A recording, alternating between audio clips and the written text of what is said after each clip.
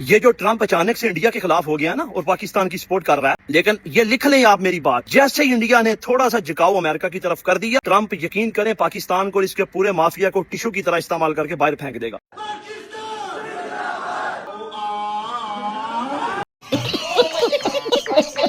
पाकिस्तान जो है वो 3 ट्रिलियन इकोनॉमी बन सकता है काजी साहब, और अब ये फैसला हो चुका है। ये क्या बक रहे हो मादर? हमें अपनी कौम का पेट पालना है, खुदा की कसम खा के कह रहा हूं। मोटरसाइकिल चली गई, पहिया पीछे रह गया। रावलपिंडी के इलाके शमशाबाद में चोरी की अनोखी वारदात। 3 ट्रिलियन इकोनॉमी बन सकता है काजी साहब। यही नहीं, अभी और सुनिए। हमारी actually undocumented economy is larger than our documented और फॉर्मल इकोनॉमी। अगर हम एस्टिमेट लगाएं तो दैट वुड मीन कि Pakistan economy is nearing the $1 trillion mark. तेरा बाप यहाँ छोड़कर गया था कि तेरी माँ? You know, we put a 50% tariff on India. हमारे लिए अपने किसानों का हित सर्वोच्च प्राथमिकता है। I gotta call an exterminator. Unnecessary, because I'm now signing an executive order to put tariffs on all rats. You're gonna put a tariff on rats? We got a bad deal with these rats. He had to get a translator for it, not for the language, for the accent. That how the deep state of United States was involved to regime change. And what is the role that the deep state played in the situation in Bangladesh? I can't believe Doge is going around looking for inefficiencies. Meanwhile, Trump has an English to English translator. जब से announcement हुआ है Modi ji China जाने वाले हैं, तब से ये पगला ट्रम्प तो सदमे में पहुंचे हुए ही है। उसके साथ साथ इसका वफादार कुत्ता मादरनीय फील्ड मार्शल आसिम मुनीर भी इसी चिंता में जी रहे हैं। पता नहीं चीन इंडिया के साथ मिलकर क्या ही खिचड़ी पकाएगा। एक तरफ डोवाल साहब पुतिन से मिलने पहुंचे तो दूसरी तरफ जयशंकर साहब चीन पहुंच चुके हैं। इन भाई साहब को ये लगता है 50% टैरिफ लगा देंगे तो इंडिया रसिया से तेल खरीदना बंद कर देगा और दबाव में आकर इंडिया अपने एग्रीकल्चर सेक्टर का मार्केट ओपन कर देगा। झुकेगा नहीं।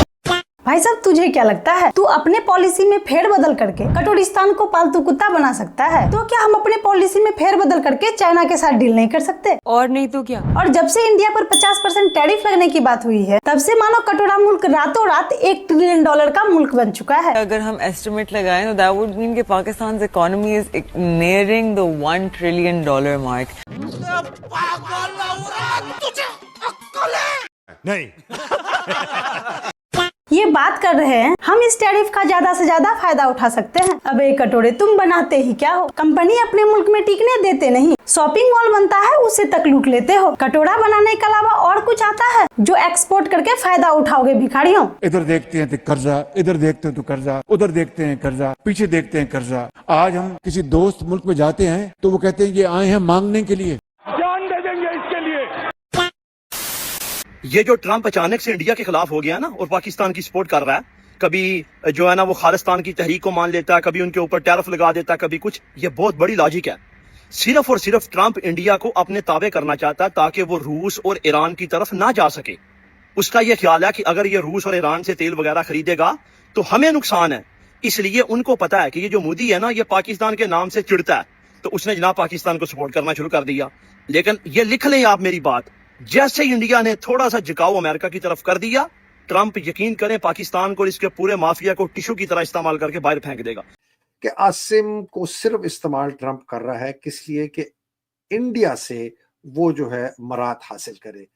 हिंदुस्तान इस वक्त रशिया से तकरीबन 36 से 38% तेल खरीदता है, जिसकी अंदाजन है कि सालाना कोई 45 से 50 बिलियन डॉलर की इंपोर्ट है। बहुत बड़ी इंपोर्ट है।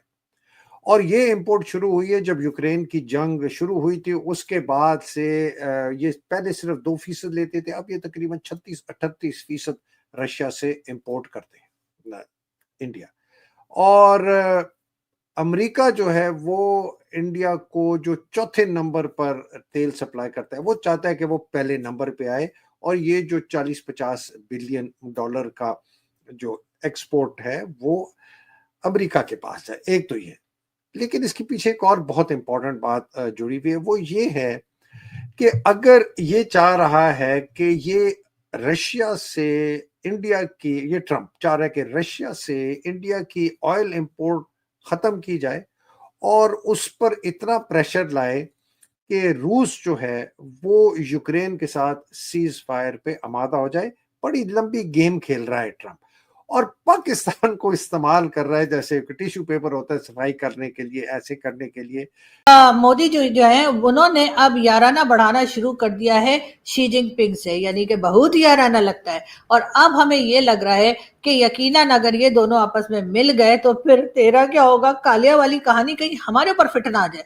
इसलिए कि फिर यकीनन शी जिनपिंग के कान में मोदी जी कुछ ना कुछ तो बोल ही देंगे, ऑपरेशन सिंदूर नहीं तो कुछ और, नहीं तो कुछ और। इसलिए कि मोदी जी ने हमें नहीं भूलना, जहां भी जाते हैं हमें अपने दिल और दिमाग में रख के ले जाते हैं।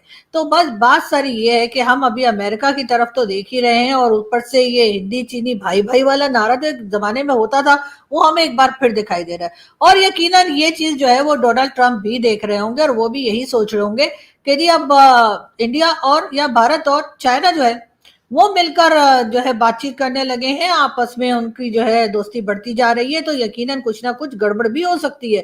वैसे तो कहा यह जा रहा है कि जी एससीओ की मीटिंग की वजह से मोदी जी चाइना जा रहे हैं, लेकिन सुना यह कि मोदी जी पिछले 5-6 साल से चाइना नहीं गए। हालांकि चाइना तो उधर ही है, हमारे बंदे तो हर वक्त चाइना जाते रहते हैं। इस बार आई थिंक के जो ट्रम्प हैं वो थोड़े से मेंटली रिलैक्स नजर नहीं आ रहे हैं।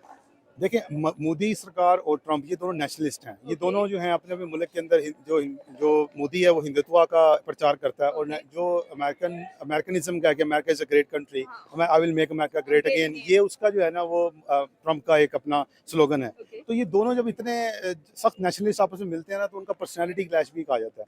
तो हो ये रहा है कि ये जो खासतौर पर पाक भारत जंग हुई है इसके बाद से ये सामने आया है कि क्योंकि इंडिया ने एक्नॉलेज नहीं किया इस चीज़ को कि वो पाकिस्तान जो है ना वो उसकी ये जंगबंदी अमेरिका ने करवाई है, जबकि ट्रंप ने कई फोरम्स के ऊपर ये बात की कि मैंने ये बंद कराई है, तो मुझे क्रेडिट दो इसका। I think so that is the main point कि जब कह लें कि लोकसभा के अंदर नरेंद्र मोदी से पूछा जा रहा था तो उन्होंने कहा कि जेड वेंस से इनका कॉल आया और मैंने उनका कॉल रिजेक्ट भी किया और ट्रंप का कोई रोल नहीं है कि वो बीच में आकर अब कहें कि हमने सीज फायर कराया। तो राहुल गांधी ने इस चीज का बेनिफिट उठाया और इसका जो बेनिफिट है वो भारत पर भारी पड़ रहा है कि 50% टैरिफ्स लगा दिए गए हैं इंडिया के ऊपर, लेकिन इंडिया अपनी सॉवरेनिटी को लेकर काफी स्ट्रांग नजर आ रहा है कि इंडियन जो प्राइम मिनिस्टर है नरेंद्र मोदी साहब वो शायद ज़्यादा देर खामोश नहीं रहेंगे, क्योंकि जो इंडिया का मतलब अमेरिकी सदर का की धमकी है तो इंडिया उसका जो है वो एक तलख जवाब देगा। और मोदी साहब के हवाले से कहा जा रहा है कि ये मुश्किल सूरत हाल का उनको सामना करना पड़ रहा है, लेकिन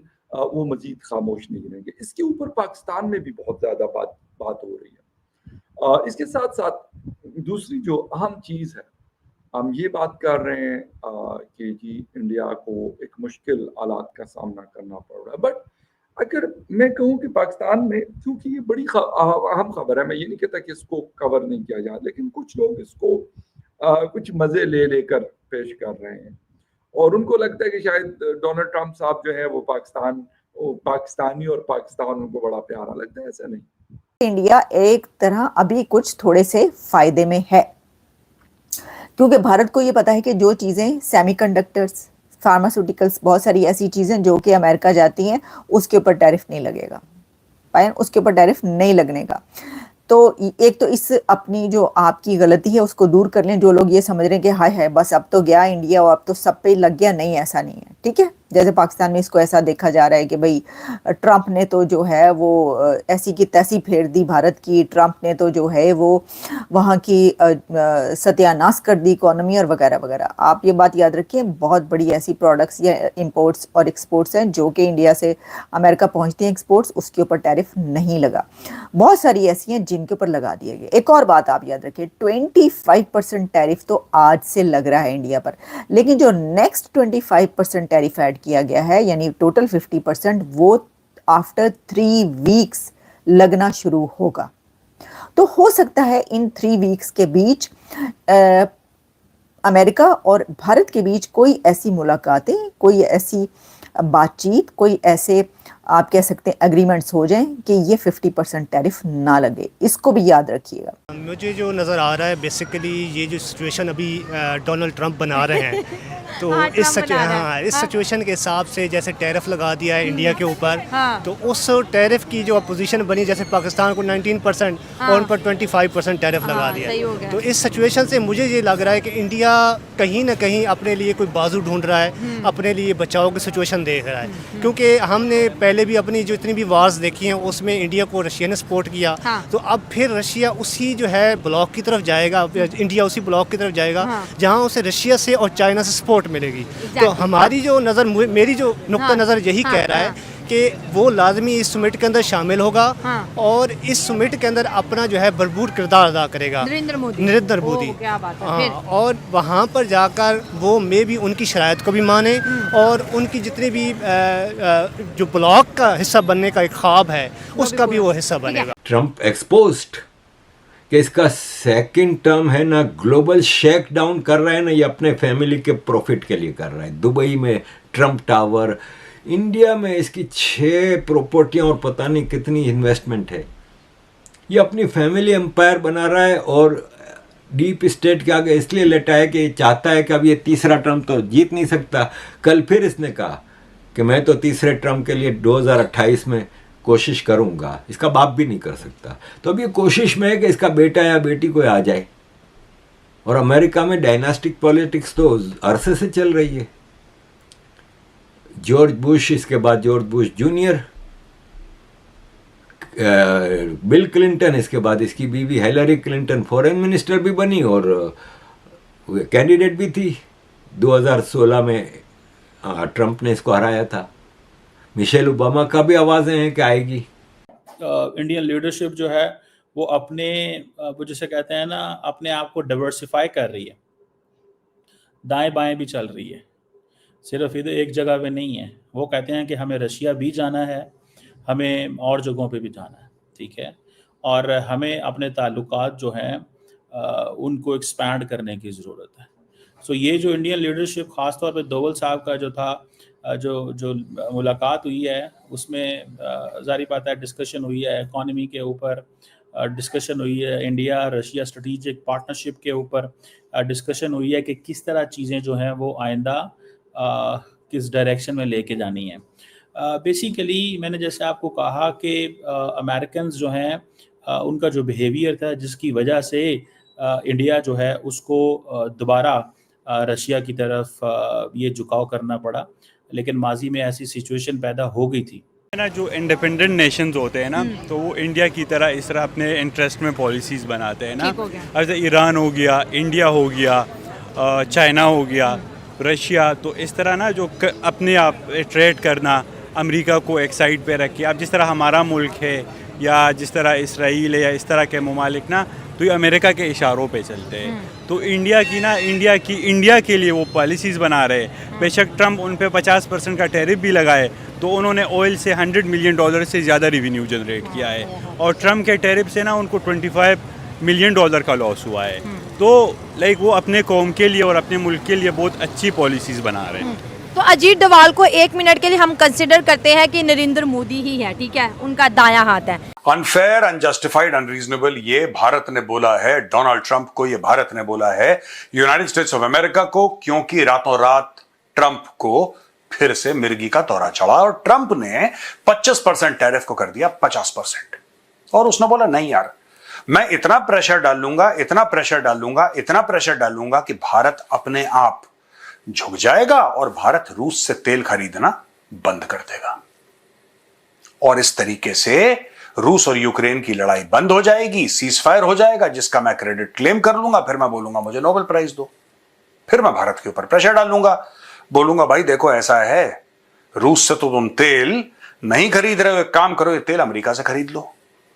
मेरा ख्याल है चीज़ें 50% नीचे आएंगी, क्योंकि दुनिया में 2 ही मुल्क हैं, इसमें ब्राजील और इंडिया, जहाँ पे इतना टैरिफ लगाया गया है। तो ये सस्टेनेबल, ये अमेरिका की इंडस्ट्री खुद जो है ना वो इतनी काबिल नहीं है कि वो इतनी जल्दी उसको अल्टरनेटिवली प्रोड्यूस कर सके।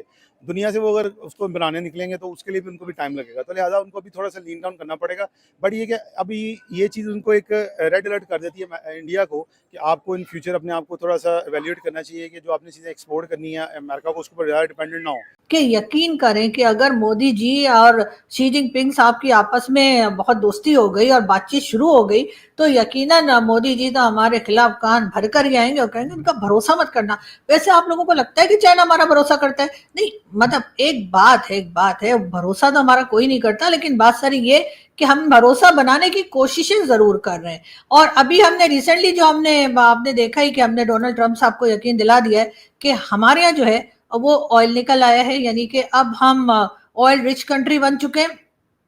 मगर वो भी हमारे कुछ हिंदुस्तानी दोस्त या कुछ हिंदुस्तानी कह लीजिए कि मीडिया के लोग और जो कह लीजिए कि फौज में जो पहले रह चुके लोग हैं, वो अजीब अजीब किस्म की ट्वीट्स लगा रहे हैं। उन्हीं के पास से एक ट्वीट मैंने ये ली और वो बता ये रहे कि जी ये सांडे का तेल जो है वो पाकिस्तान में निकल आया है। इस किस्म की ट्वीट जो है वो आपको ट्विटर पे एक दो लोगों के पास जरूर मिलेगी और मुझे देखकर बड़ा अफसोस हुआ। मैंने कहा ठीक है, सांडे का तेल होता है तो सांडे का तेल भी तो तेल ही होता है ना। एक कहावत है, काम निकलवाने के लिए गधे को बाप बनाना। वही काम कर रहे हैं भाई साहब। इन्हें पता है अगर इंडिया को परेशान करना है तो इन्हें रोटी फेंको, लेकिन कटोरिस्तानियों को लग रहा है हम यूएस का ट्रेडिंग पार्टनर बन चुके हैं। घंटा इंडिया से ट्रम्प की डील हुई, तुम फिर कचरे के डिब्बे में। और बात रही ट्रम्प की, ट्रम्प के लिए फेमस वर्ड है टाको। Trump always chicken out. ये भाई साहब कब पलटी मारेंगे कोई पता नहीं, और इसकी सेटलमेंट की प्रक्रिया जारी है। तो दोस्तों ये थी आज की वीडियो। इस वीडियो पर आपकी क्या राय है, आप अपनी राय कमेंट में दे सकते हैं। अगर आपको वीडियो पसंद आई हो तो वीडियो को लाइक कर चैनल को सब्सक्राइब कर लीजिएगा, ताकि ऐसी ही वीडियो आप और भी देख सके। आज की इस वीडियो में बस इतना ही। जय हिंद, वंदे मातरम।